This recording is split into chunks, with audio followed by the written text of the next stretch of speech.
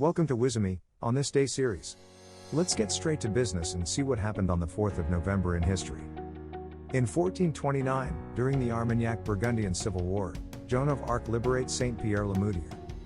She was captured by a group of French nobles that were allied with the English, and was burned at the stake on May 30, 1431, dying at about 19 years of age. After she died, the English raked back the coals to expose her charred body so that no one could claim she had escaped alive. They then burned the body twice more, to reduce it to ashes and prevent any collection of relics. Joan of Arc is considered a heroine of France and was canonized as a Catholic saint. In 1890, London's first deep level tube railway opens between King William Street and Stockwell. It was called the City and South London Railway. Given the small dimension of the tunnels, and the difficulty of ventilating deep tunnels, the steam power could not be used, as on London's other underground railways. Do you know how this kind of deep-level railway could be built, keeping it safe for the passengers?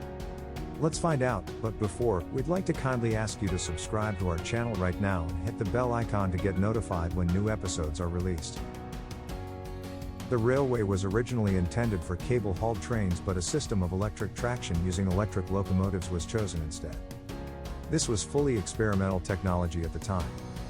When opened, the line had 6 stations and ran for 3.2 miles or 5.1 kilometers, passing under the River Thames. The railway was officially opened by Edward, Prince of Wales. Kennington Station is the only one of the original station buildings that was not replaced or substantially altered. In 1956, the Soviet troops entered Hungary to end the Hungarian Revolution against the Soviet Union. Toward the end of World War II, the Soviet army occupied Hungary, with the country coming under the Soviet Union's sphere of influence. The revolt in 1956 began as a student protest, which attracted thousands as they marched through central Budapest. The revolt spread quickly and the government collapsed. Soviet tanks then entered Budapest along the Pest side of the Danube, and before a single shot was fired, the Soviets had effectively split the city in half, controlling all bridges. The Soviet operation, called Whirlwind, combined airstrikes, artillery, and the coordinated tank infantry action. The Hungarian army put up sporadic and disorganized resistance, therefore the parliament was occupied and the Hungarian resistance was kept only in the industrial areas of Budapest. 1 week later, the entire resistance has been defeated, and the Soviet Union regained control. Thousands were killed, more were wounded, and nearly 250,000 left the country.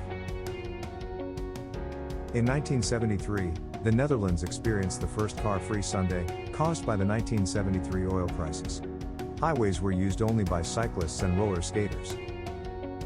In 1980, Ronald Reagan was elected the 40th President of the United States, defeating incumbent Jimmy Carter. Prior to his presidency, he was a Hollywood actor and motivational speaker at General Electric factories. At 69 years, Reagan was the oldest person to assume the U.S. presidency.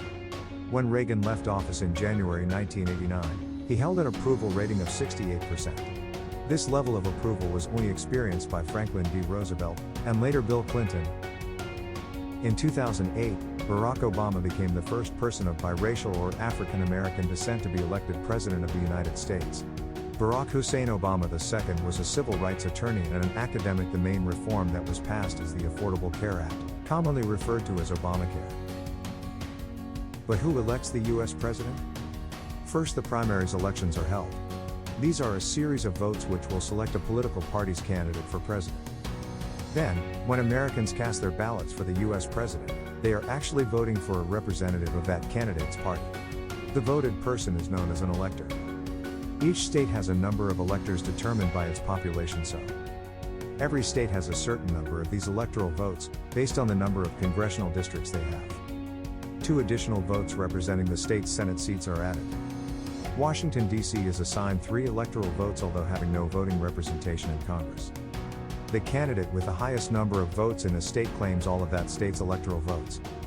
So the Electoral College system effectively creates 51 mini-elections, one for each of the 50 U.S. states and another for the nation's capital, Washington, D.C. There are a total of 538 electors across the country, and a candidate needs an absolute majority of 270 or more to become president. State electors cast their votes in mid-December, where the president and vice president are officially confirmed. There have been several occasions where an elector goes against the will of the people, voting the other candidate. These electors are known as faithless electors. Thank you for watching this episode. If you like this video, please hit the like button and subscribe to our Wizami channel for more episodes.